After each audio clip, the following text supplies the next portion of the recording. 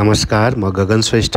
यो अहिले देखिरहनु भएको यो टर्किस कबाब सवारमा, यो टर्कीको एकदम फेमस कबाब र अहिले आएर चाहिँ पुरै अरेबिक कन्ट्रीहरूमा सबैतिर एकदमै फेमस छ र बिस्तारै बिस्तारै चाहिँ यो वर्ल्ड वाइड एकदमै फेमस छ। अहिले युरोपतिर पनि र अहिले इन्डियामा पनि त्यस्तै फेमस, नेपालमा पनि छ, काठमाडौँमा धेरै ठाउँमा छ सवारमा। र अहिले आएर चाहिँ यो मैले देखाएको चाहिँ धरानको पुतली लाइनको विजयपुर हस्पिटलको छेउमा अवस्थित सवारमा। उहाँले चाहिँ बेङ्गलोरमा सिकेर आउनुभएको रहेछ र यहाँ आएर धरानमा खोल्नुभएको छ। आज म चाहिँ त्यहीँ टेस्ट गर्न गइरहेको छु। सवारमा भनेको चाहिँ यो चाहिँ प्राय बिफ, मटन, अब चिकनको पनि हुन्छ। यसलाई चाहिँ एकदम पातलो लेयर काटेर त्यसमा चाहिँ विभिन्न किसिमको मसलाहरूलाई मिक्स गरेर, दही पनि मिक्स गरेर र बिचबिचमा चाहिँ अब मटन र बिफमा चाहिँ प्रत्येक लेयर पातलो लेयरको बिचबिचमा चाहिँ फ्याट पनि एड गरेको हुन्छ, बोसोरो हालेको हुन्छ र यसरी चाहिँ त्यो सुइरोमा एउटा एउटा गर्दै उनेर यसरी रोटेट हुन्छ, घुम्दै जान्छ र एक साइडबाट हिट आउँछ। त्यो हिटले गर्दा चाहिँ बाहिरको लेयर चाहिँ बिस्तारै पाक्दै जान्छ र त्यो पाकेको लेयरले चाहिँ अलिअलि गर्दै स्लाइस गर्दै गयो र अर्को भित्रको यसरी पाक्दै जान्छ। र त्यही भएर यो रोटेट हुने भएकोले गर्दा नि यसलाई सवारमा भनेर भनिएको हो भनेर मानिएको छ। सवारमा भनेको चाहिँ यो टर्किस ल्याङ्ग्वेजमा चाहिँ यसरी रोटेट हुनु अरे, घुमिरहनु। र यो चाहिँ अर्ली 19th सेन्चुरीमा इन्भेन्ट भएको भनेर मानिन्छ टर्कीमा।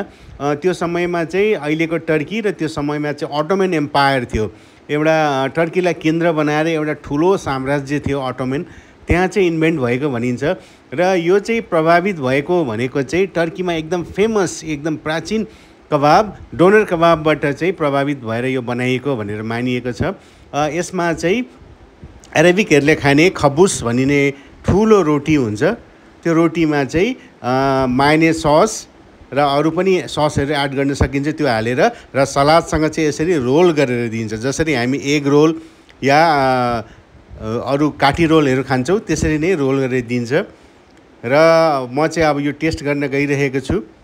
अब यो चिकन भएकोले गर्दाखेरि चाहिँ अलिकति ड्राई होला जस्तो छ मेरो मनमा, किनभने चिकनमा फ्याटहरू एड भएको हुँदैन।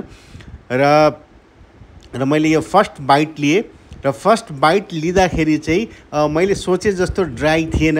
उहाँले सायद यसमा फ्याट एड गर्नुभएको थियो चिकनमा, या तेल एड गर्नुभएको थियो या बटर एड गर्नुभएको थियो र एकदम जुसी नै थियो। र सँगसँगै चाहिँ उहाँले जुन भेजिटेबल्सहरू एड गर्नुभएको थियो, बन्दाकोपी, र त्यसको फ्रेसनेस, क्रन्चीनेस पनि आइरहेको थियो।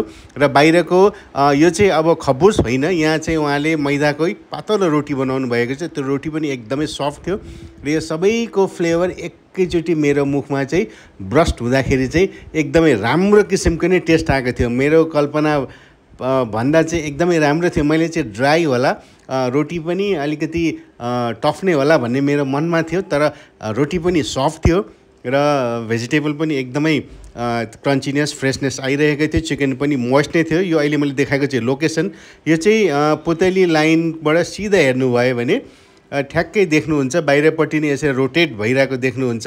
र एकपल्ट गएर टेस्ट